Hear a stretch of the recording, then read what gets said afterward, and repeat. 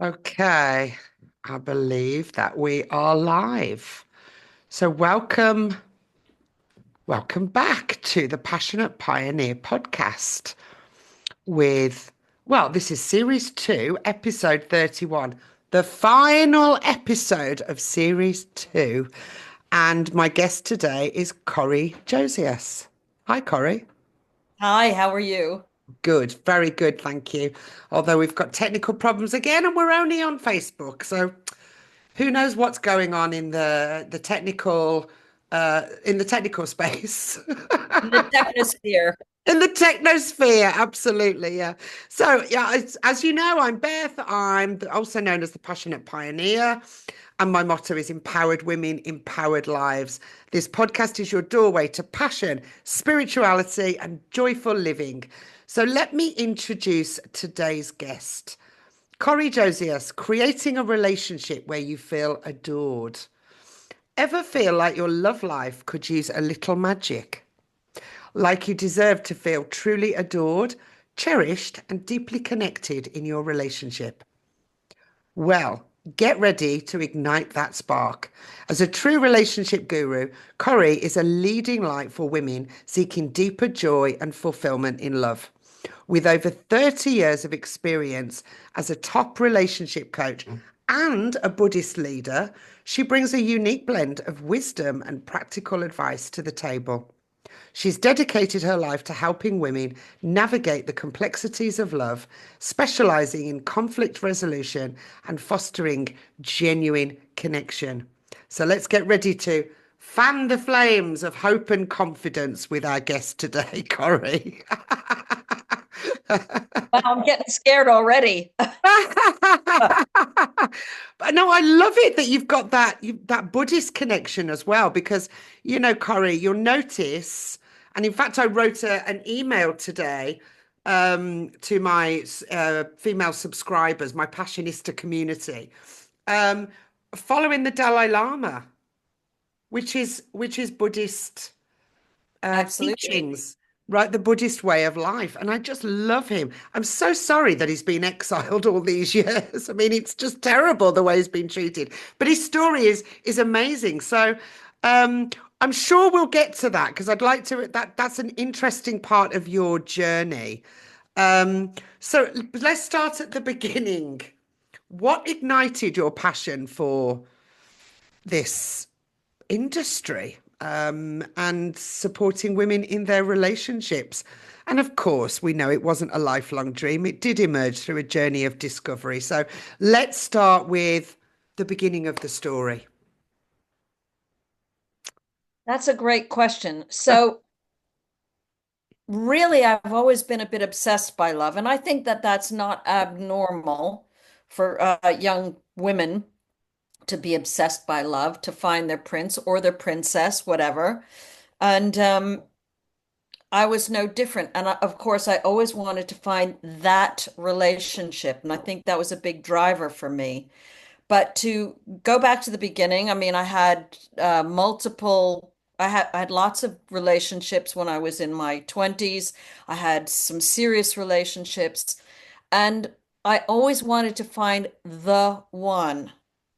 So when I was 40 years old, I got married. I'm 68 now. When I was 40 years old, I got married to this guy who I was just madly in love with. And the thing I was in love with, really, if I'm super honest, was the fact that he'd lived somewhat of a tragic life. Now, I don't want to say that he is a tragic person because he's not. He's my ex-husband and I still feel a great deal of love for him. But what attracted me at the beginning was his struggle. And so I thought that I could be the one who could come and save him. I thought, oh my goodness, this is such a deep person because he'd been through a lot. He seems very authentic, which he was. He was quite introverted. And I thought, well, you know what? I'm the one who can make him happy. But what I didn't realize that in the process of trying to make him happy, I started to sacrifice my own happiness. And that is such a common story. Hmm. It's such a common narrative for women that we become the carers, the rescuers, that I was we're going to gonna say the savior, right? The savior. yeah, Is that right, right? right. Savior complex or Yeah. Overbearing mother is another word for it. And so I started to, as you said, I'm a Buddhist, and I was had already been practicing for, I think it was maybe 5 years when I met him. My practice was very strong. I was already a leader in the Buddhist movement. And I got together with him, and my practice involves chanting. And he didn't like the sound of chanting. So I was like, oh, that's okay. I'll go and do it in another room, and you don't have to put up with the sound. But what I found was that I gradually colluded in this dynamic. And I really don't want to blame this on him because he was clear at the outset about what he wanted and expected from a relationship. So I tried to become that because I was in love with him. And so sometimes we think that we're in love, and this definitely happens at the early stages of a relationship. But when you have been looking all your life for this relationship, you decide that you're going to become that lovable person instead of realizing that the truly lovable person is you as you are. So we were married for 20 years. We had two boys, two sons. My sons are amazing. They're in their 20s now. And then at the age of 57, I decided to get divorced. And throughout that time, I had already been giving guidance. I'd been practicing Buddhism since 1988. I was made a leader very quickly because I'm very committed. When I jump into something, I do it all the way. So I'd already been giving people guidance and talking to people. And then when we got divorced, I thought, well, this is really interesting. I want to set up a divorce group. So I set up a divorce group. Spur of the moment, I went on Meetup and I said, let's gather some people in a room. It was between Christmas and New Year. So I got 25 people in a room straight away. It was a free event. And then after that, it just gradually, I just could see that there were so many areas that people were lacking. Then the big quest for me was to find the next Mr. Right. And I did. It took me 8 years. Right. So I went to dating coaches. So I always had lots of input. I had the Buddhist leadership input. I was very into personal development. I had a flirtation with network marketing for about 7 years. And there's a lot of personal development in network marketing. I don't do it anymore, but I'm very grateful to that period of my life. Oh, the other thing I forgot to say is I was also a professional singer. When I got married, my husband said, I would rather you didn't go out and do gigs at night because I'd really like you to be home with me. And I thought, oh, that's so romantic. I'm just going to stop doing gigs at night. And besides, I didn't like, carrying heavy speakers around and going out and having to look for parking space and stuff. So I really put a lot aside in service of a relationship. I think all Mm. that learning has just made me feel really passionate pioneers about Yep. women, not just women, all women, but really there's a particular demographic, which is women over 50, who think their life is over and that if they leave their relationship, there's nothing left for them. There's no money for them. There's no relationship for them. They're washed up. Their body's not the same. It's true, isn't it? Your body is not the same as you get older, and Correct. certainly menopause, it's not. So all of this fed into my passion for helping other women. And what I realized, well, you can ask, I'm going to let you ask me more questions. I'll No, get I to the, see. I said no. I'll just continue because I'm just loving it, and I'll always when you're talking, Corey, I'll just find bits of your story, and we'll dive deeper into them because there's bits already that I'm interested in. yeah. The group that you got together, for example, um, when you started, was that that would have been the late 80s or early 90s when you got the group together? No, no, that group was in that was only about 15 years ago. Okay, okay. So you went Yeah. on this Buddhist journey, and you were already Buddhist journey was what started in 1988. And right. Buddhism is, it's a practice where we practice locally, and that if someone is having problems, they come to you for guidance. We call it guidance. So we have discussions about, what's going on in your life. And the lens is never about telling someone what to do. Hmm. It's more about framing it And how would you chant about this? How would you meditate about this? So, for example, if I see someone that's in a really, this is just a really classic, very, very basic example. But if I see someone who is feeling really sorry for themselves in their relationship, I might say something like, well, chant to see what you can appreciate about your partner, or chant to see what you can appreciate about your life, or chant to see whether this really is the right relationship for your life. So all those elements come into it. And of course, it's not just about relationships. I mean, Yeah. I'm effectively a life coach who's decided to specialize in relationships because of the journey I've been on. Interesting. And what I wanted to say about that, and I think this is critical, is that people think finding a great relationship is, that it's something you have to do, but it's not. Everything in life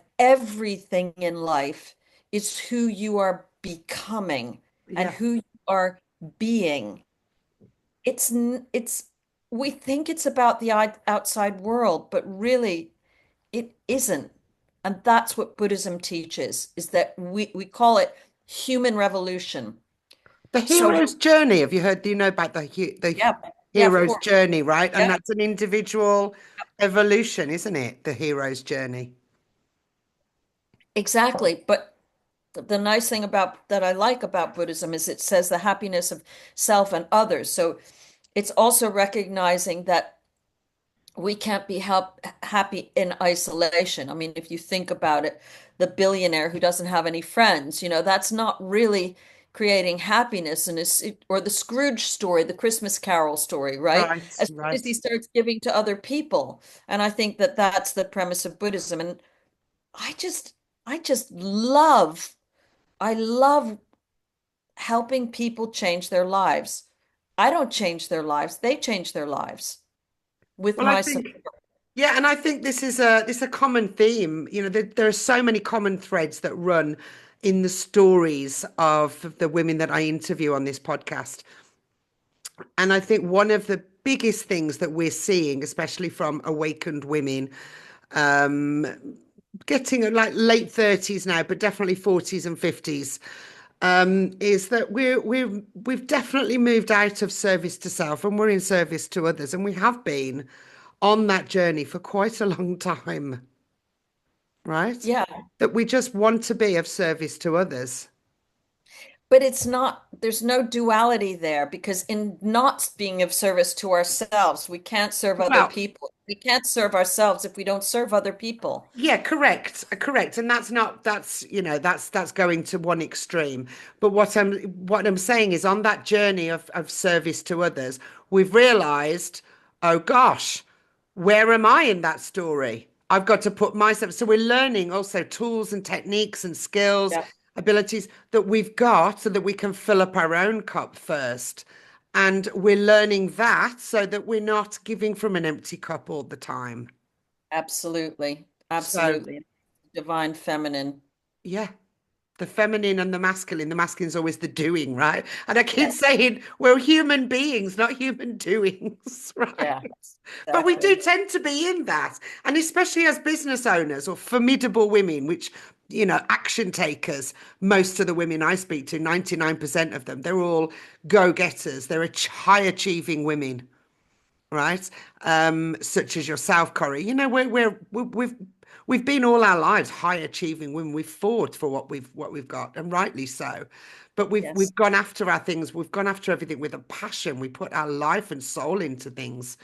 But we have come out of that now, the service to self and service to others, and it is that balance of the feminine, the being, let's ground, let's go into nature, let's read a book, let's take 5 minutes to meditate, let's do our thing, and then we're ready for the day and we're in the yep, mindfulness of, okay, I'm ready to serve. How can I help you today?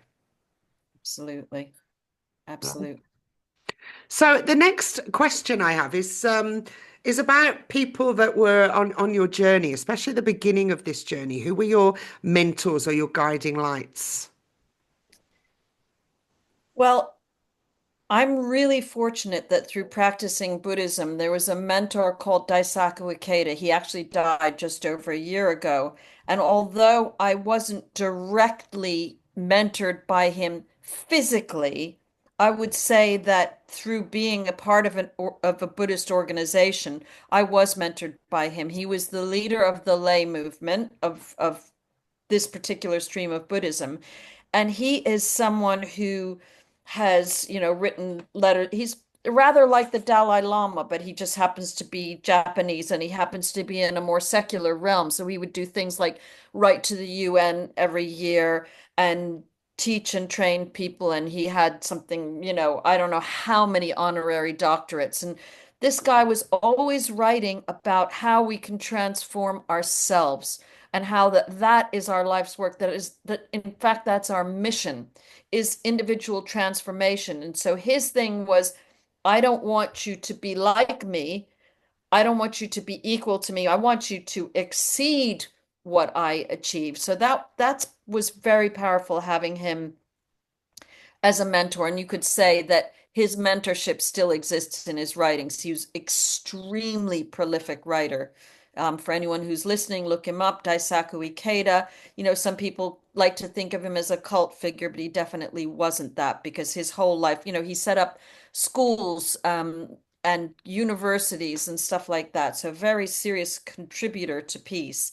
And, teaching things like standalone spirit, which are really profound principles. So that would be Hmm. number one, I would say, throughout my life, really.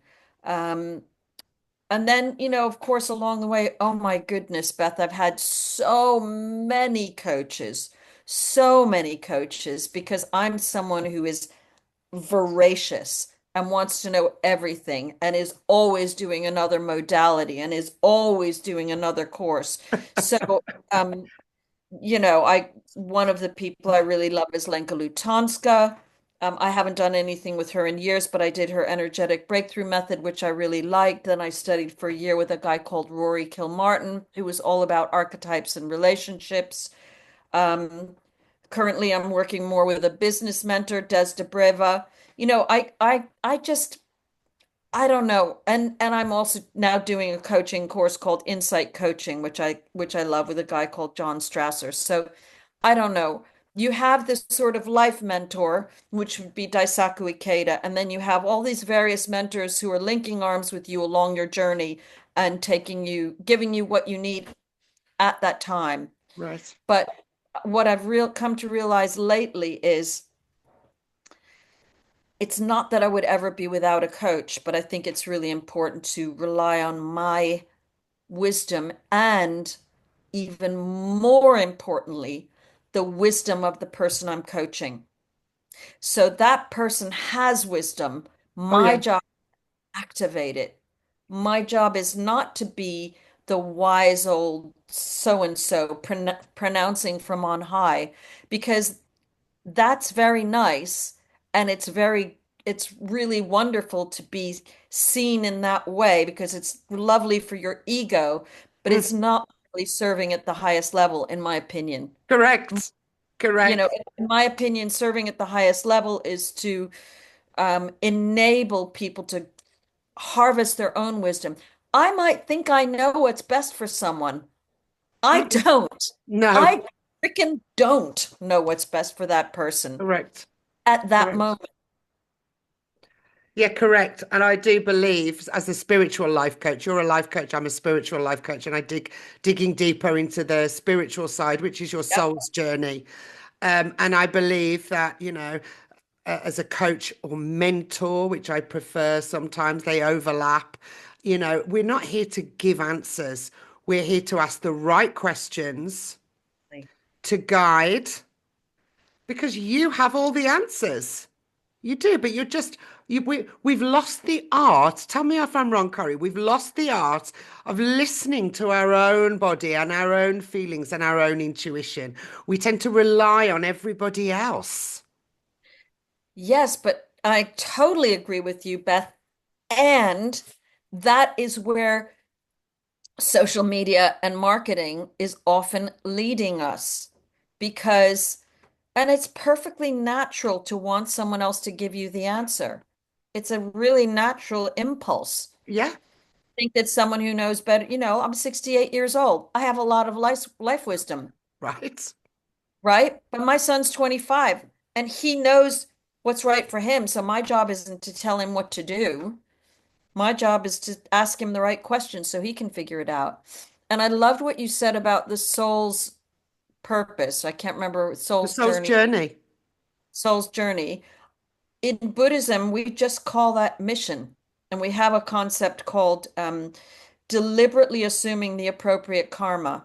So that means when you came here, you had a set of conditions that you deliberately adopted to enable you to make the transformation that you need to make. Oh, yeah. Deliberately assuming the appropriate karma. Yeah. So we can blame and complain all we like.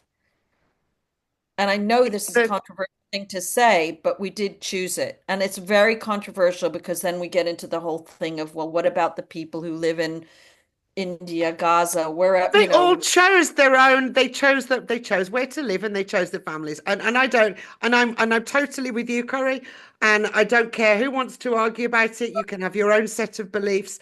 But I believe absolutely 100% you chose your life before you came here. You do have free will. That's where it gets confusing because you do have free will. But you want to choose this, you go in this direction. You want to choose this, you go in this direction.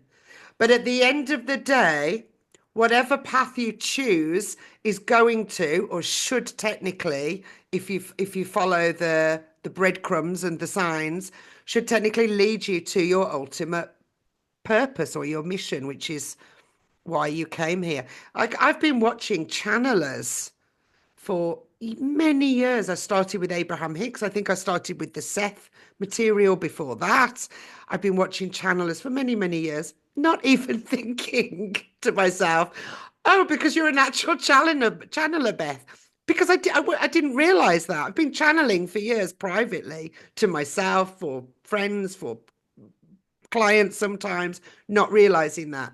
So I've gone like in many different directions, avoiding some things. yeah.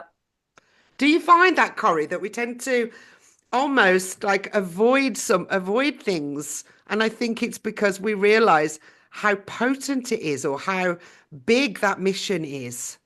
And so Yeah, we well, kind I of, think that's that Marianne Williamson quote about who are you not to be great or whatever it is. That's that thing. Absolutely. I want to tell you something really funny that happened the other day. I was on predictive text with someone. I was on text with someone. She's a fellow coach, and she said, right.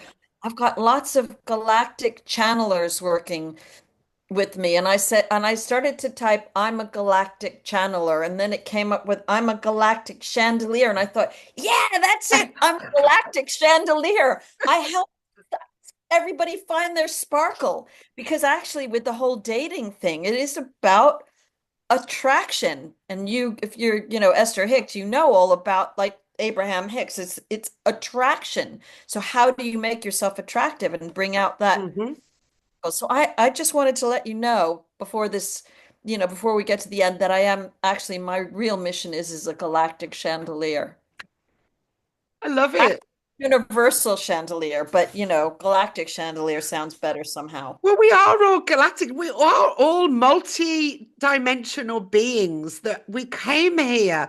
I tell you, the other side, they're all like this. They're taking a bow. I mean, they're literally like this over on the other side, and they're Wow. just like, "Oh, you're doing so well. You keep going, keep going. You're doing so well. We love you. We support you. We're here." They can't tell us what to do. But there are people, there are souls lining up to come to have this experience on planet Earth. They truly are. And I know you believe that too, Corey. There are souls that are just lining up. Take a ticket, right? To come and have this experience because boy, what a ride it is. Yeah, What absolutely. an absolute right to forget everything you've ever known so that you can come here and rediscover and remember everything and remember how powerful you are and you're a sovereign being and your soul can create. You can go anywhere you want in a blink of an eye. It blows my mind that over the centuries, we've just been dumbed down and suppressed as women, killed, murdered, right? I mean, I think now we're starting to see the rise of the feminine, divine feminine, not the feminine movement, the divine feminine. And, having that balance, because you don't need to get rid of the masculine energy. No, we need to have the balance, right? Absolutely. I mean, that's the other thing is that sometimes bothers me. If I get even a whiff of man hating, I'm all over it because I don't like it. I really don't like it, and I don't either. I think not it's not helpful for us as women. And I think men are struggling, actually. Yeah, I There are a do lot too. of people struggling, and Yeah, I it's do too. unnecessary. Yeah, I do too. I think the way About revenge. the world is changing. There's a lot of young men actually. The statistics are showing there's a lot of young men committing suicide, and I think that's really sad. They're struggling because they're not good at talking about their feelings, Yeah. the same as women, right? And I have noticed that. So let's go back then to when you moved. So you started. You were on this Buddhist journey, and then you started creating those groups that you talked about, which is really beautiful. So what was the biggest risk that you took on this journey? And how did you find the Well, courage to do that's that? leaving my day job was probably the biggest risk. Right. I mean, I'm just wired differently. I guess we all are, but I really, really believe in following what lights you up, what you want to do, what you find fun.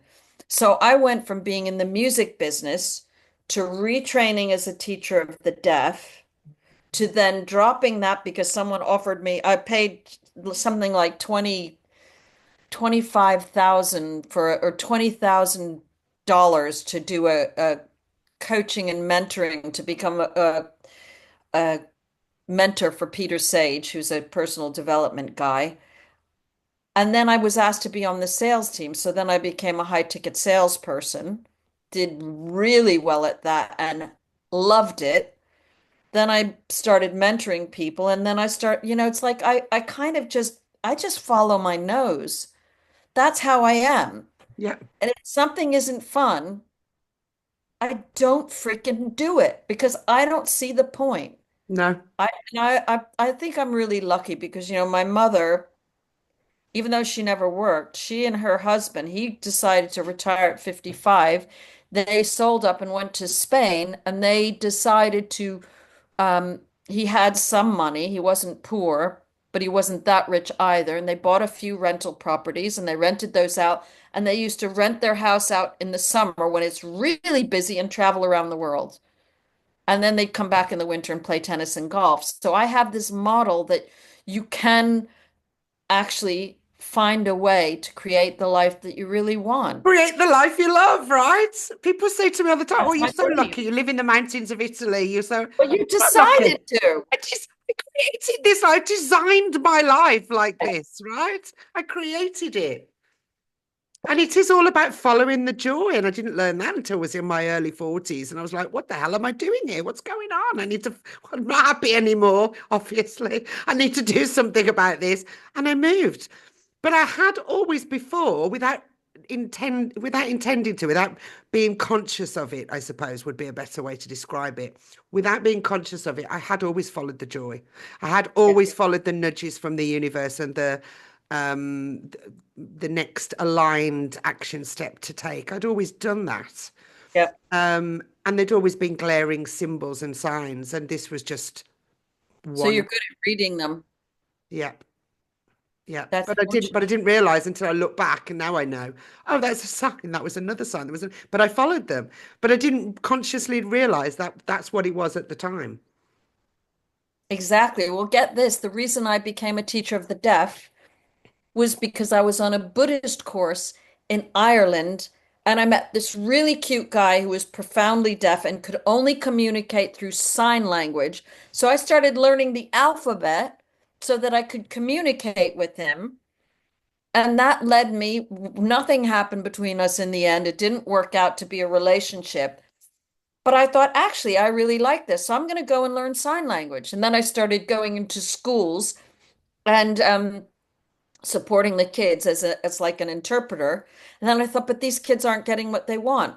So I went back and trained to be a teacher of the deaf, which was full-time PGCE, followed by 2 years of a master's degree. So I just I just did it because I wanted to. And I was 40 when I started that. Yeah, So anyone who's watching this who says, I can't because, or I can't, or but, I just say, you are spinning yourself a whole load of nonsense. yeah. You're just telling That's yourself true. stories.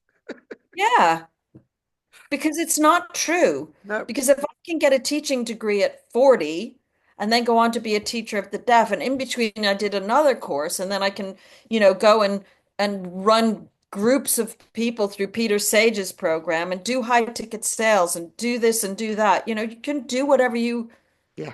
I just it You I can make just the changes. You can make the changes at any at any age. Don't let anybody tell you that you're too old.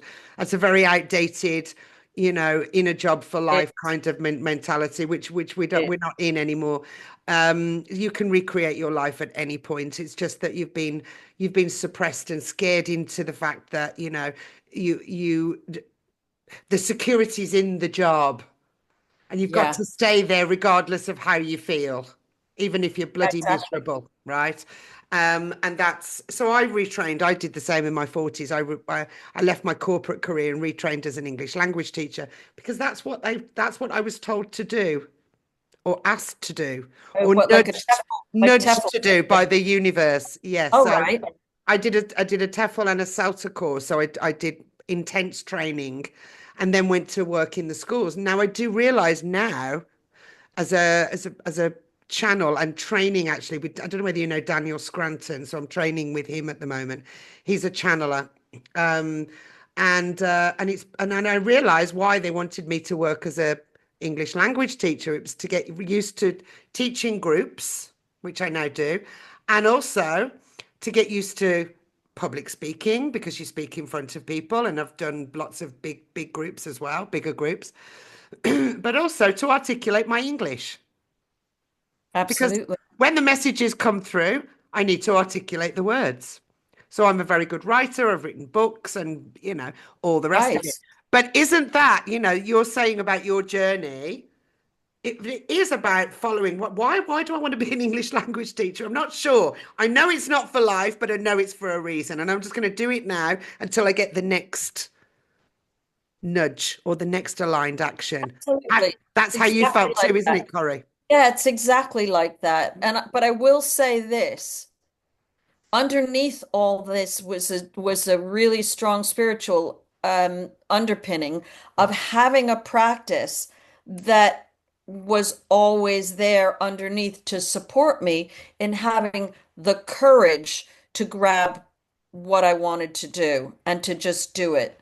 And Yeah. again, getting back to the whole mentorship thing with Daisaku Ikeda, he it really the organization I'm part of, it's a bit genius because he would have things like you would have the opportunity to go and serve people at events. And you think, well, what does making the tea have to do with anything in life? But learning how to make people feel welcome, learning how to talk to anyone, learning how to give a study in front of a room full of people, Mhm. learning how to organize an event. I'm not a project manager by nature. That's not what I'm best at, but I can do it because I had all that grounding in all those areas and all the life experience. So I think also, for women who are over 50, it, or even people who are mothers, there's a lot there that you don't realize you know. And it is, isn't it? It is about, following, trusting yourself and Yes. trusting that if you've got this this voice, let's just say, for example, for I can't think of a better way of a voice or something in your heart and soul that you keep saying, oh, I need to do that. I need to do that. Oh, I'd like to do that. I'd like to. I can't do that because I'm too old. I'd like to do that, though. I'd really like to do that. Something that keeps repeating and repeating and repeating. Do it. Just do it. Make sure you do it. There's risks to take. I mean, if it's risky and you've got to put food on the table, that's, and you can't just finish everything. But you can start something slowly. You can investigate it. You can research it. You can go and start something on the weekends. You can start looking at in the evening when you've finished your work. You can start slowly, right? Yeah. Just take the next step. And while we're on this subject, if you keep getting nudges that your relationship isn't serving you, Right. I'm not suggesting you just jack it in, but if you're not going to do some work on yourself to either repair the relationship and make it great or walk away because you're fundamentally incompatible, what are you doing? What are you doing? Yeah. Just waste it because life is precious, right? Wasting Time your is life. precious. Absolutely. You can make changes that are going to make your relationship better. And if you find that you can't, then maybe it's time to walk away. And that's what's really, again, that's a passion that informs what I do. It's like, come on, let's do the work. People think it has to be couples counseling. No, it does not have to be couples counseling. It has to be, if you are willing to show up differently, you might get a different result. And part of showing up differently might mean that the relationship disintegrates, or it might mean that the relationship gets immeasurably better. But if Right. you're not being congruent with who you are, if you're not aligned with who you are, then it's dead. So when did you, I know you had that divorce, which was roughly about 10 years ago, yes? From what I Yeah. remember, about 10 years ago, Before. yeah? So when did you move into the actual, full-time mentoring, as a relationship coach? I would say I moved into that really full time. You see, I don't distinguish between the Buddhist practice, the life coaching, and the relationship coaching. It But if you just, wanted to say, when did I start calling myself a relationship coach? Really only a couple of years ago that I right. started calling myself that. But really your work has It's entailed that, hasn't it? It's entailed as always, a life coach. always. And also, the going through your own process and being able to support people through theirs, it's huge. It's Yeah. huge. So I felt a little uncomfortable when you said she's been a relationship coach for 30 years. I haven't. I've been a Buddhist leader for over 30 years. Right. Now, I've been a relationship coach for a shorter time, but I have been a life coach for, you know, I It's don't also, know. it's also the relationship to No, yourself, though, isn't I it, as don't a have, life coach? I don't see it in discrete time periods in that way. I know people like to see it that way, but I don't, because I think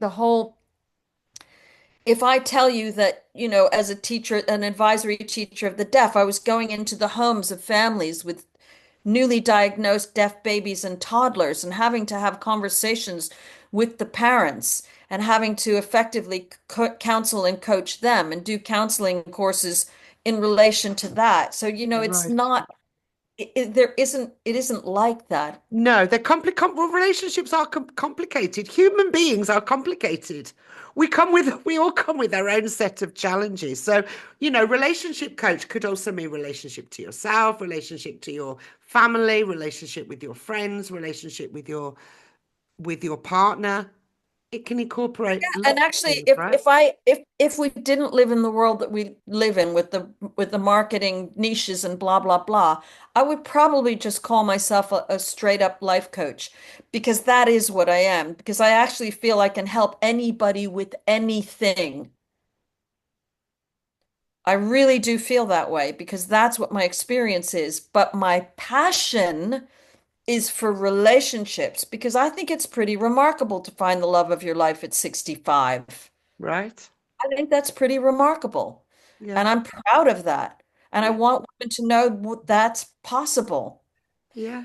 Actually, I should tell you the story because you'll love this if that's okay with you, just Tell me. briefly. Tell us. So I was, after I got divorced, I was on multiple dating apps. I had dating coaches myself, and I had a few of them.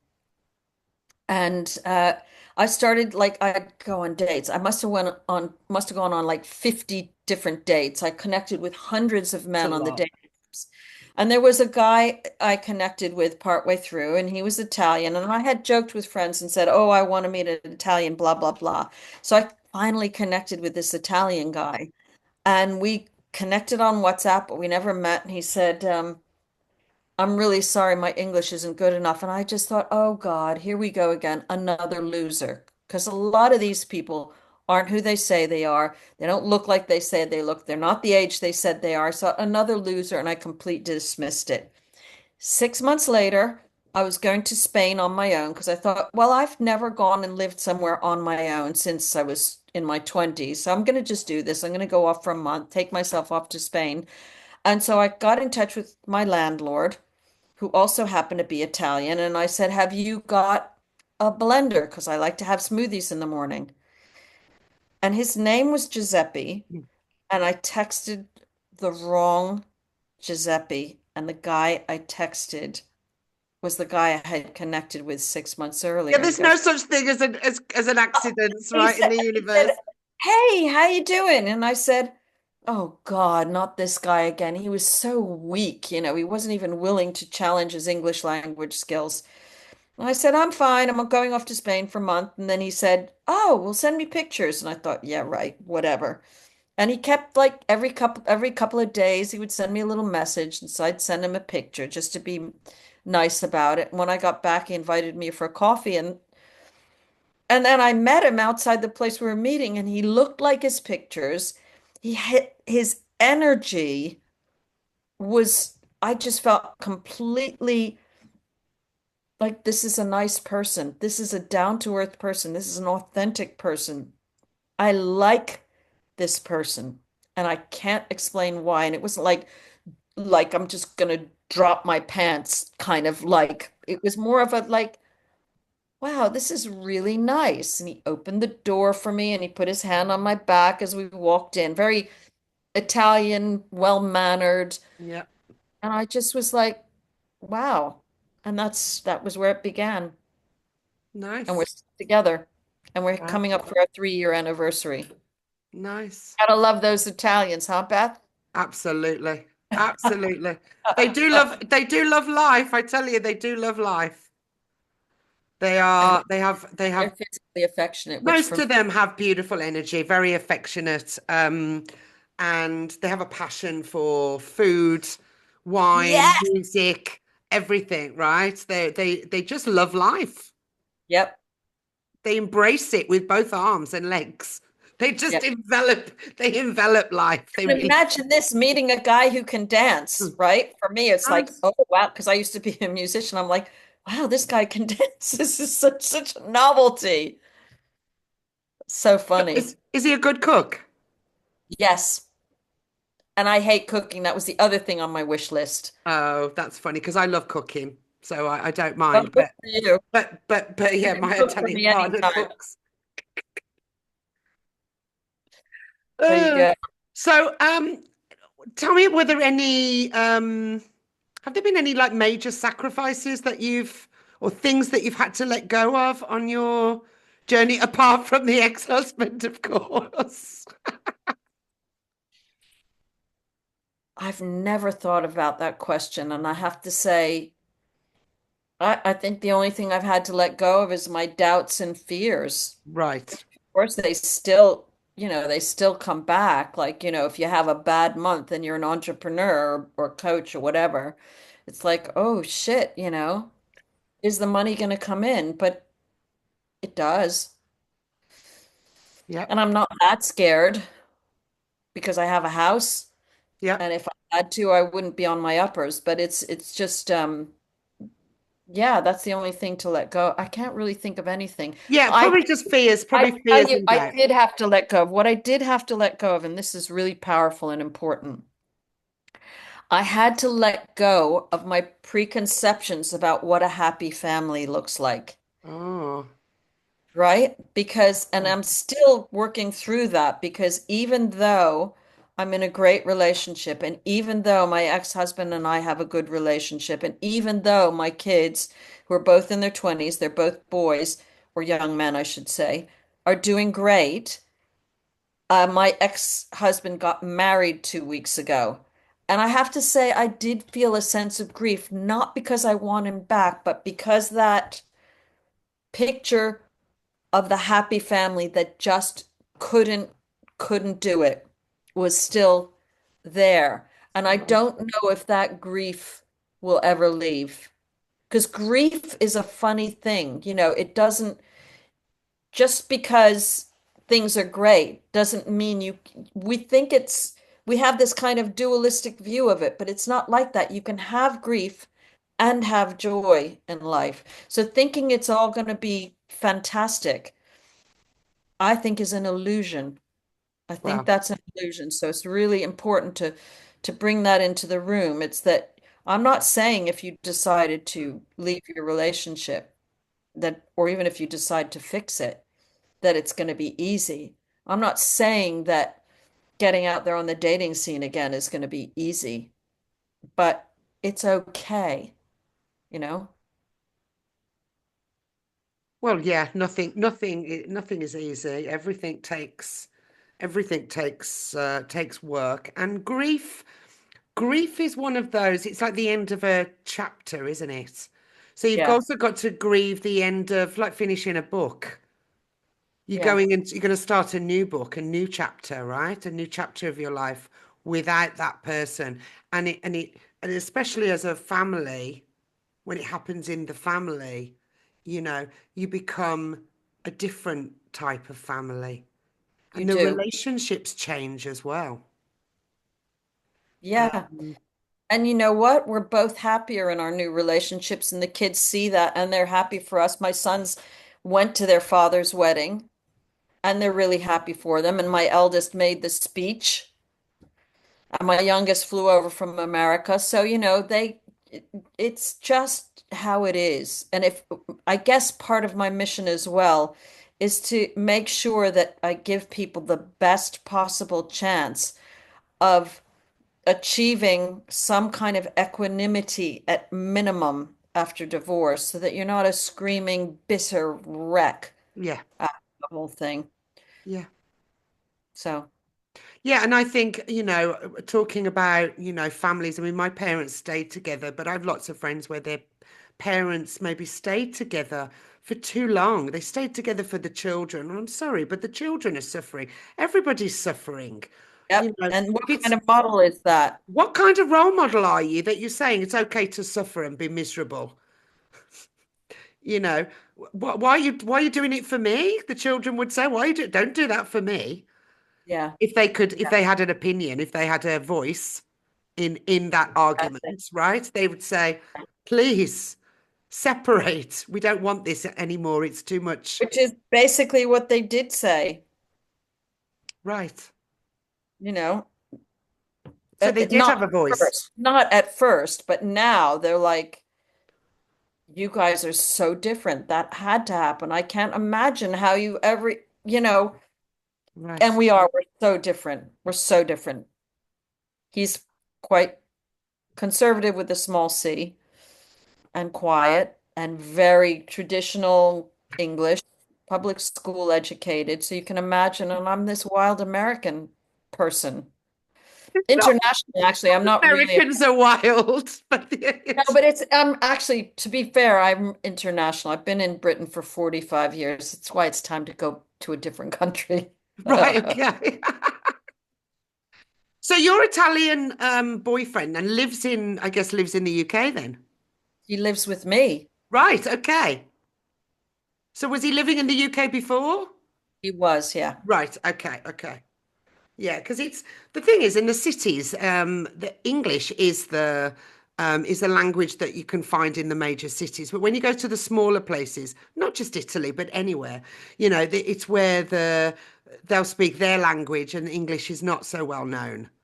So if you put yourself Oh, he had in to a learn it. smaller Yeah, he had place, to learn it. you've got Yeah, to speak the language, yeah. right?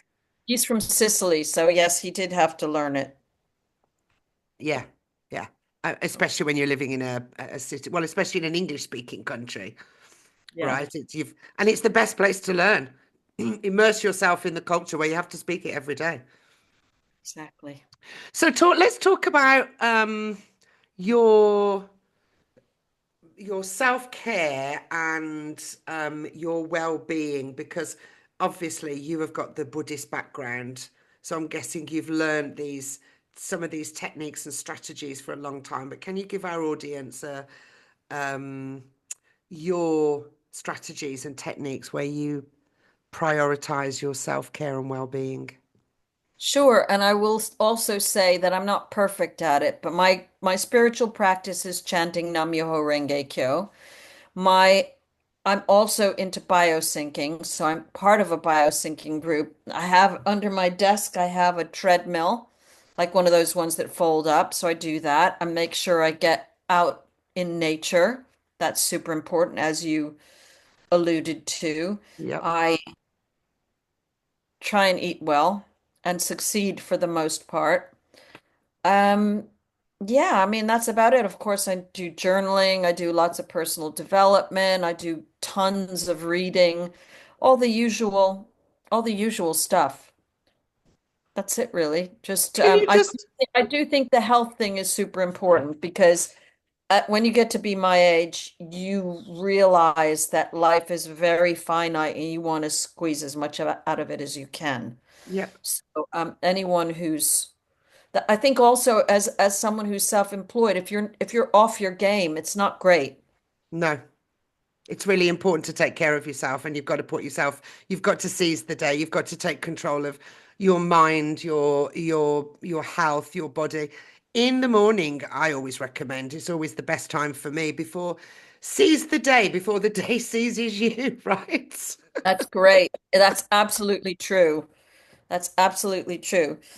I do find that doing a workout very early in the morning really helps me because it's kind of like I can tick that off the list. Yeah. Yeah, I do find when you're young, you might do it after work. I've never been the one. I've always done my exercises in the morning. You get it done, it's ticked off the list, like you said. Yeah. Can you just clarify what is bio syncing? Biosyncing is when you not only take care of your health, but you make sure that you do it with respect to your own physiology so that you're and you measure there are a lot of things you measure like sleep metrics, like you know what your heart rate variability is, what how much REM sleep and deep sleep and all the things that you need. So for example, um, women going through perimenopause, it's very important that they're supplementing in the right way, taking care of themselves in the right way.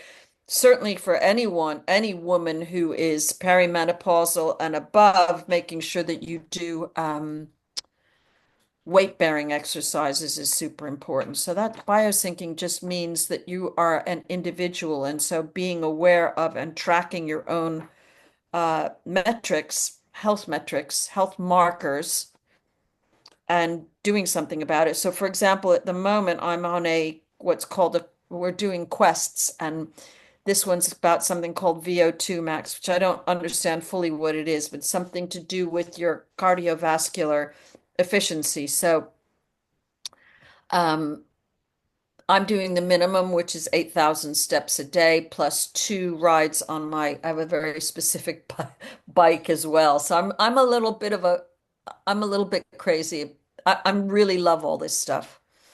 My mother is That's a very, good. so I just, yeah, and she's 95. So I'm like, okay, she nailed it. I want to do that. Right.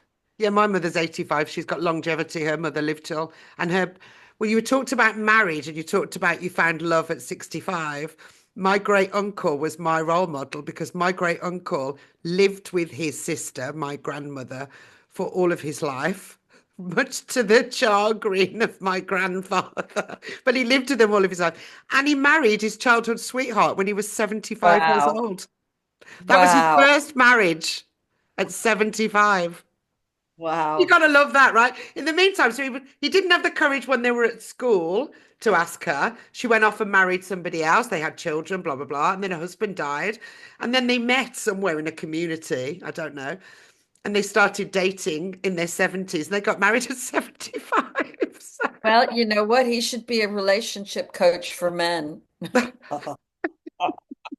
Can you can you imagine? yes, he had a very good sense of humor too. I guess that helped, right?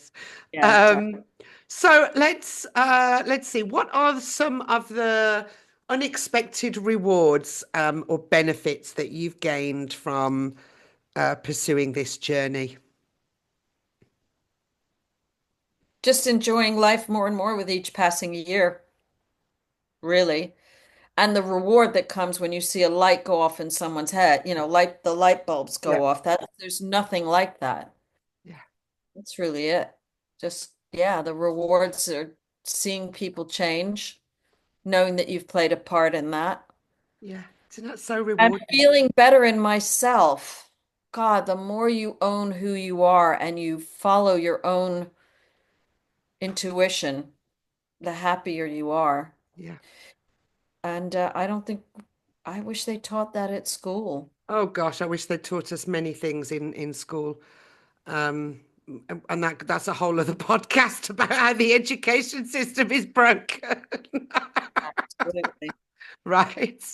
Yeah. Okay, and there's two final questions, Corey, that I ask all my guests. And the first one is, if you could go back in time, what advice would you give to your younger self?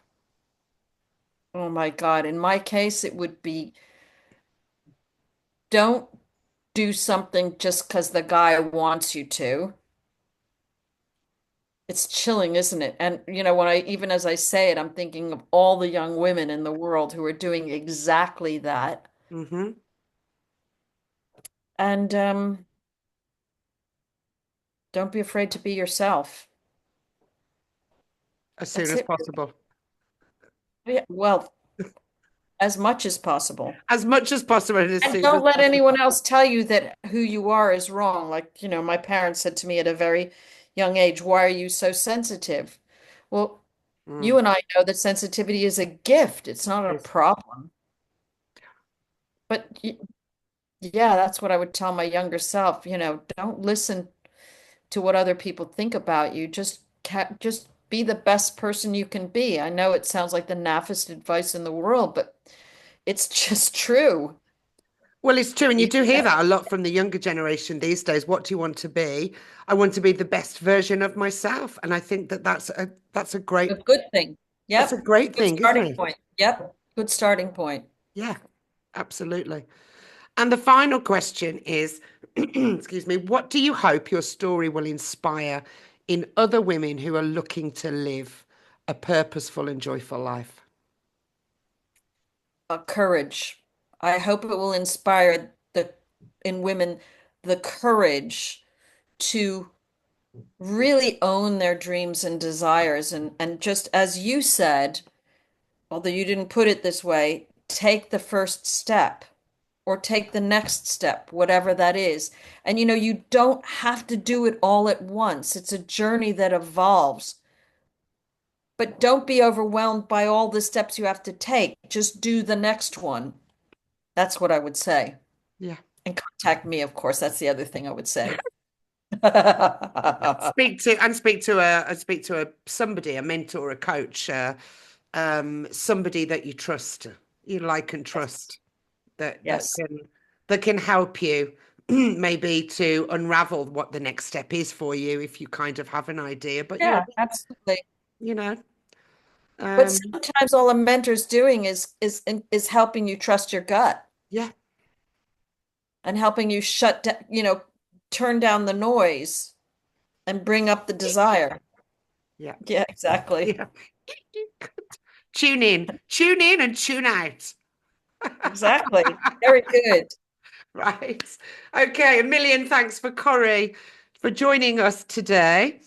And thanks to our audience for hanging out with us. We hope you found it inspiring and empowering, and you will find all you need to know about both of us in the details below. And until next time, this is Beth and Corrie signing out. Bye. Thank you, Beth. Thank you.